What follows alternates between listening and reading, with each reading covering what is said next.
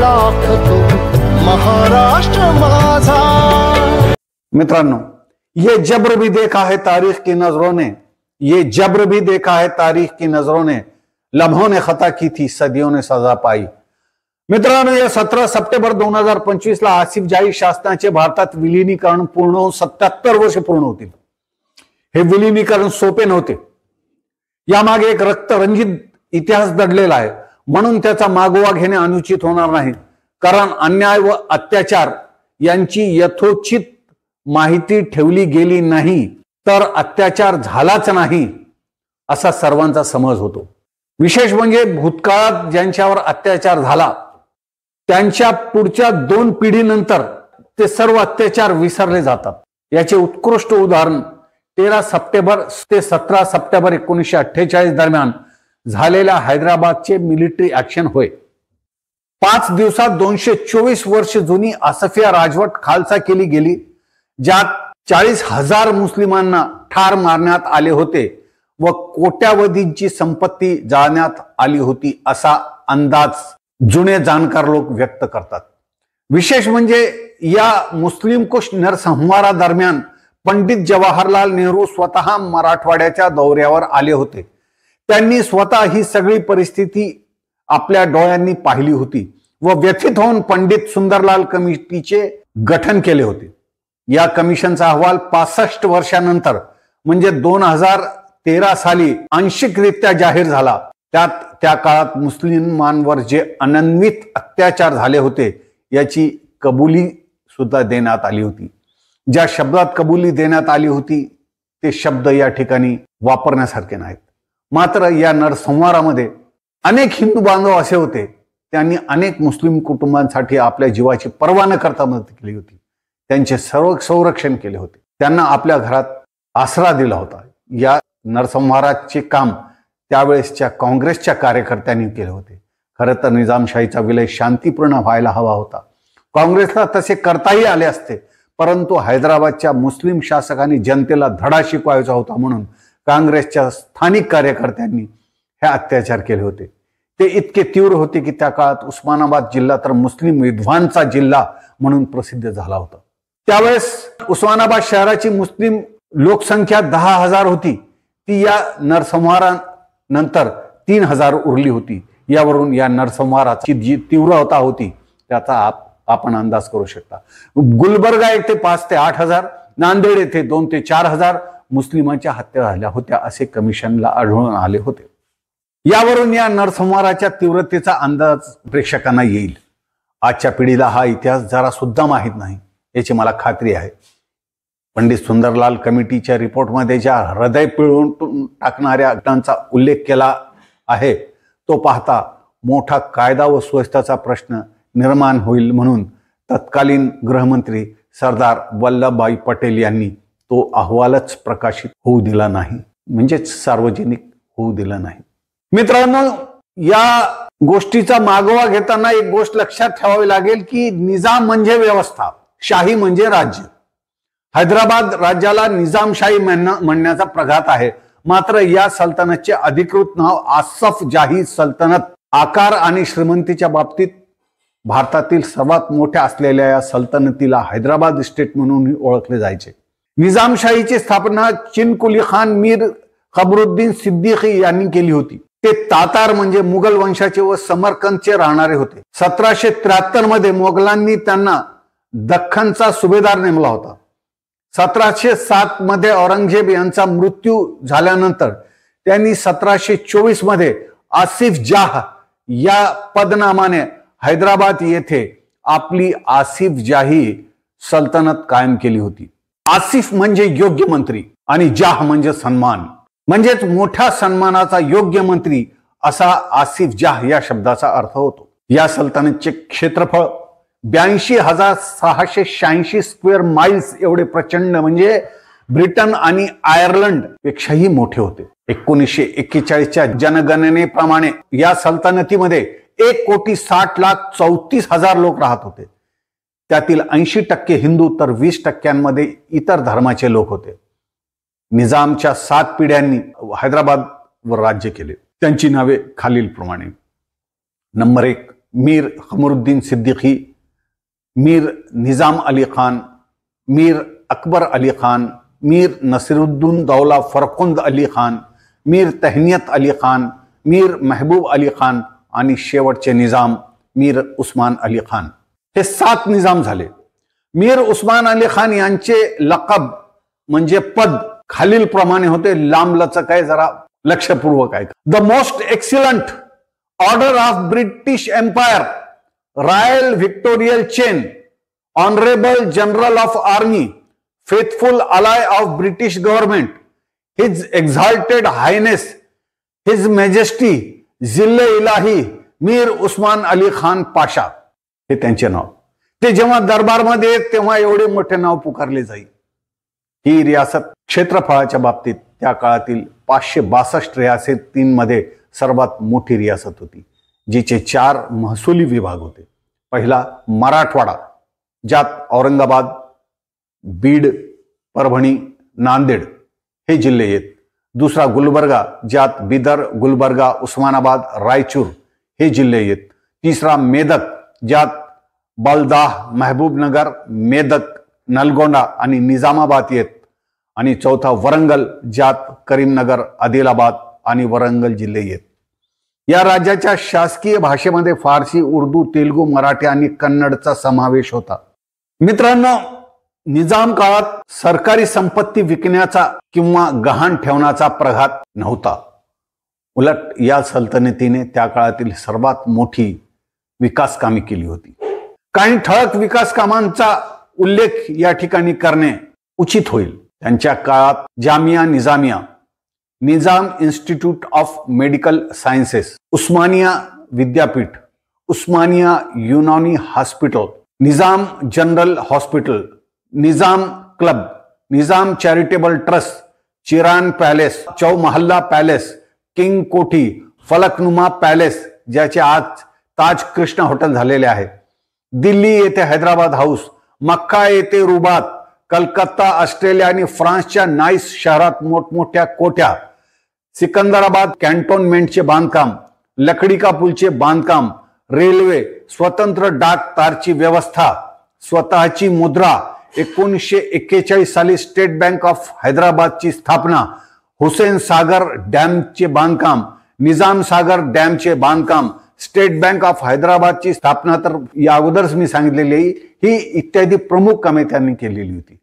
याशिवाय माहूरच्या रेणुका देवी संस्थान, नांदेडच्या गुरुद्वारा तसेच रियासतीमधील अनेक मंदिर, मस्जिद, दर्गा यांना इनामी जमिनी, देशमुख, देशपांडे, माली पाटील, पोलीस पाटील इत्यादी पदांची निर्मिती व त्यांच्या मार्फतीने चोख महसुली व्यवस्था इत्यादी महत्वाची कामे निजामच्या काळात झाली होती. निजामचे स्वतःचे पोलीस दल, आर्मी, 2 विमाने, 1 युद्धपोत ज्याची निर्मिती ऑस्ट्रेलियामध्ये झाली होती, अर्धवट झाली होती वगैरे निजामच्या पदरी होती. 1930 साली निजामकडे 11,000 कर्मचारी सेवेमध्ये होते. मित्रांनो, निजामचे वैभव प्रत्यक्षात पाहावयाचे असल्यास आज सुद्धा हैदराबादच्या सालारजंग म्युझियम म्हणजे वस्तू संग्रहालयाला एकदा जरूर भेट द्या, तर त्याचा अंदाज येईल. 3 वर्षापूर्वी या संग्रहालयातून निजामच्या जेवणाचा डबा चोरी केला होता, ज्याचा छडा तेलंगणा पोलिसांनी लावला होता. त्यावेळेस या संदर्भात ज्या बातम्या प्रकाशित झालेल्या आहेत त्या बातम्याप्रमाणे हा डबा 4 किलो सोन्याचा, हिरे आणि माणिक जडित होता. 7वे निजाम मीर उस्मान अली पाशा हे त्या काळातील जगातील सर्वात श्रीमंत व्यक्ती होते. त्यामुळे त्या काळातील क्रमांक 1च्या अमेरिकेतून प्रकाशित होणाऱ्या टाइम मॅगझिनच्या मुखपृष्ठावर त्यांचे चित्र प्रकाशित करण्यात आले होते. त्यांच्याकडे ऑलिम्पिक आकाराच्या पोहण्याचा तलाव भरून जाईल एवढे मोती होते. त्या मोत्यांना ऊन दाखवण्यासाठी 3 माणसे चौमहल्ला पॅलेसच्या छतावर 3 दिवस सतत मोती पसरवत होते. त्या मोत्यांनी पॅलेसचे छत भरून जात होते. 39.90 कॅरेटचा व 184.5 ग्राम वजनाचा जॅकब नावाचा त्या काळातील जगातील 5व्या क्रमांकाच्या हिऱ्याचा निजाम पेपरवेट म्हणून आपल्या टेबलावर उपयोग करीत होते. त्यांच्या पदरी ब्रिटनमध्ये तयार झालेल्या व बोईंग विमानाचे इंजिन तयार करणाऱ्या रोल्स रॉइस या कंपनीच्या अनेक कार होत्या त्या आजही चौमहल्ला पॅलेसमध्ये आपल्याला पाहायला मिळतील. मीर महबूब अली खान पाशा यांचे कपडे मँचेस्टर वरून तर सुगंध फ्रान्सच्या लुईस शहरातून येत असे. 38 लोकांची नेमणूक महालातील झुंबर आणि दिवे साफ करण्यासाठी करण्यात आलेली होती. मजलिसे इत्तेहादुल मुस्लिमीन म्हणजे MIM व रजाकार संघटनेचे अध्यक्ष ॲडव्होकेट कासिम रिजवी यांच्या सल्ल्यानुसार सुरुवातीला भारतात विलीन होण्यास नकार देणाऱ्या निजामुल मुल्क मीर उस्मान अली पाशा यांनी जेव्हा भारतात विलीन होण्याचा निर्णय घेतला तेव्हा त्यांनी तो निर्णय तन मन आणि धन सहित घेतला होता. 1962 आणि 1965 च्या युद्धानंतर देशाची परिस्थिती हलाखीची झाल्यानंतर 1967 साली चीनने पुन्हा सिक्कीमवर हल्ला करून भारतीय प्रदेशात घुसण्याचा प्रयत्न चालवला होता. तेव्हा पंतप्रधान लाल बहादूर शास्त्री यांनी रेडिओवरून श्रीमंत भारतीय लोकांना सेनेला मदत करण्याचे आवाहन केले होते. त्यासाठी विशेष अशा भारतीय रक्षा कोषची स्थापना करण्यात आली होती.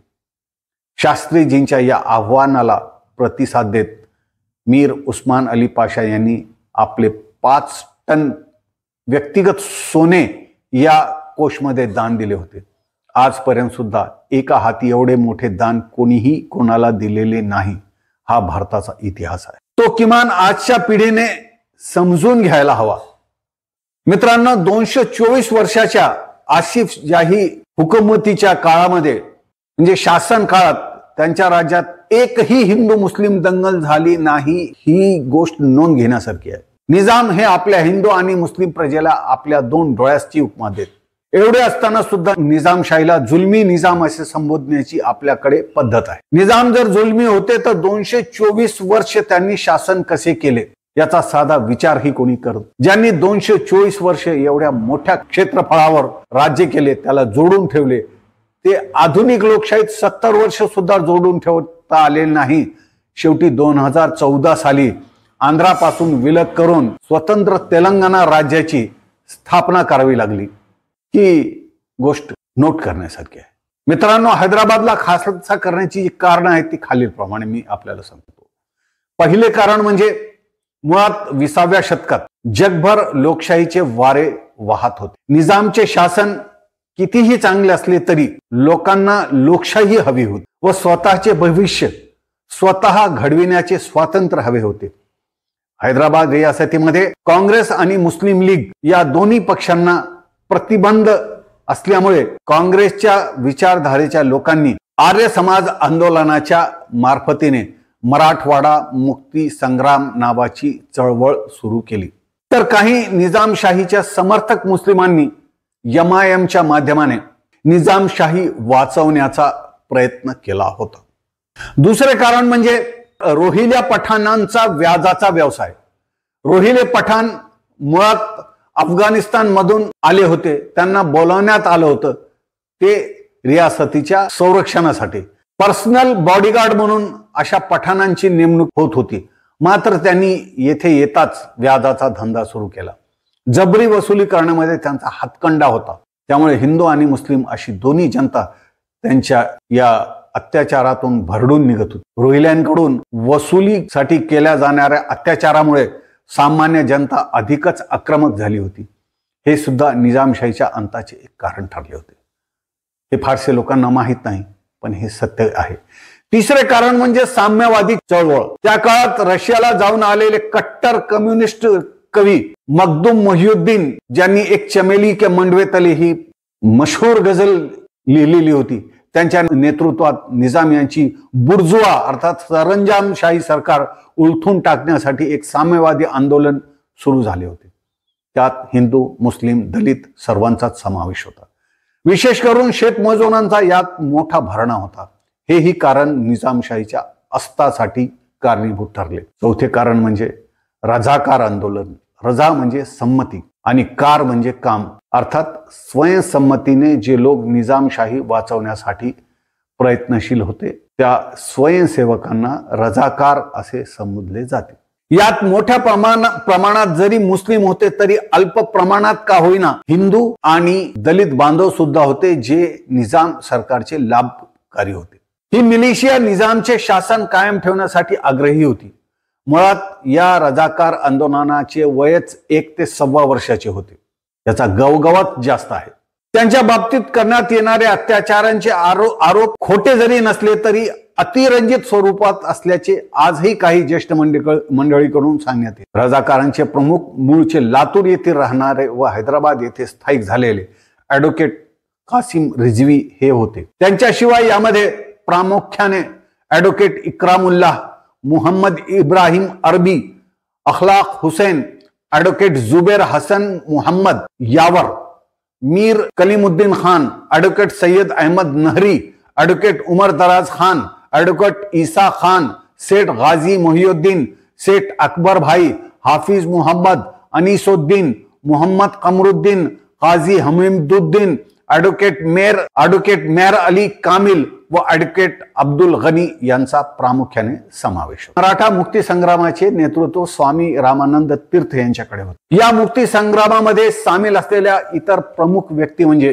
गोविंदभाई श्राफ, अनंत भालेराव, शंकरराव चव्हाण, PV नरसिम्हाराव, विजयेंद्र काबरा, फुलचंद गांधी, मुल्ला कय्यूम खान, सय्यद अखिल, संपादक दास्ताने हाजीर हे होते. त्या काळी इम्पेरियल बँक ऑफ इंग्लंड, जी की ब्रिटनची रिझर्व्ह बँक होती, तिच्या भांडवलातील मोठा हिस्सा निजाम उस्मान अली पाशा यांचा होता. 1942 साली झालेल्या चले जाव चळवळीनंतर मीर उस्मान अली पाशा यांच्या लक्षात आले की आता इंग्रज भारतावर फार काळ सत्ता गाजवू शकणार नाहीत. सत्तेची त्यांची पकड ढिली होत असल्याची त्या अनुभवी राजाच्या लक्षात आले. तेव्हा त्यांनी इंग्रजांवर दबाव आणण्यासाठी इम्पेरियल बँक ऑफ इंग्लंडला एक नोटीस देऊन आपले भांडवल परत देण्यासाठी सांगितले होते. याची कुणकुण ब्रिटिश जनतेला कळाल्याबरोबर ब्रिटिश जनतेने म्हणजे खातेधारकांनी घाबरून आपापल्या ठेवी परत मागण्यास सुरुवात केली होती.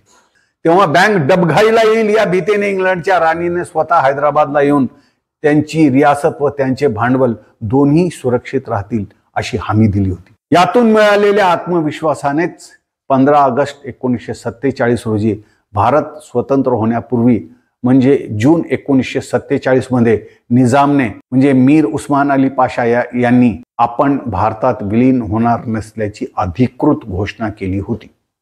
एवढेच नव्हे तर त्यांनी बॅरिस्टर जिन्नांकडे मदतीची जी याचना केली होती ती नाकारण्यात आली होती. निजामने पोर्तुगालशी संपर्क करून गोवा बंदरामधून युरोपातून हत्यार आणण्यासाठी आपला सेनापती सय्यद अहमद हबीब अल इद्रुस, जो की त्यांचा आर्मीचा प्रमुख होता आणि त्यांचा मेहुणा होता, याला युरोपमध्ये देखील पाठवले होते. परंतु हैदराबाद रियासत स्वतंत्र राष्ट्र नसल्याने त्यांना शस्त्रास्त्र मिळविण्यात अपयश आले. शिवाय राष्ट्रकुल संघटनेचे सदस्यत्व मिळवण्यासाठीही निजामने प्रयत्न केला होता. मात्र इटली सरकारने त्यासही नकार दिला. इतके होऊनही निजाम यांच्या हालचाली चालूच होत्या. त्यांनी इंग्लंडमधील हैदराबाद राज्याचे प्रतिनिधी मीर नवाज जंग यांच्या मार्फतीने सिडनी कॉटन या हत्यार विक्रेत्याशी ऑस्ट्रेलियामध्ये संपर्क करून हत्यारांची मागणी देखील केली होती. त्यात त्यांना होकार देखील मिळाला होता. सिडनी कॉटन हा जहाजाने हैदराबादला शस्त्रास्त्रे पाठविणार आहे याची बातमी मिळाल्याने गृहमंत्री सरदार पटेलांनी ते जहाज भारतात पोहोचणार नाही याची व्यवस्था देखील केली होती. शेवटी काश्मीर सारखेच विदेश नीती, रक्षा व संचार विभाग सोडून आपल्याला स्वायत्तता द्यावी यासाठीही निजामने लॉर्ड माउंटबेटन यांच्याकडे प्रयत्न केले होते.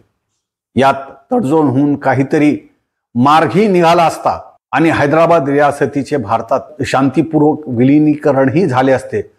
पण यासाठी ॲडव्होकेट कासिम रिझवी तयार झाले नाहीत. म्हणून ही शांती वार्ता पूर्णत्वास येऊ शकली नाही. एकंदरीत या घडामोडी 1947 ते 1948 या एका वर्षातच घडल्या.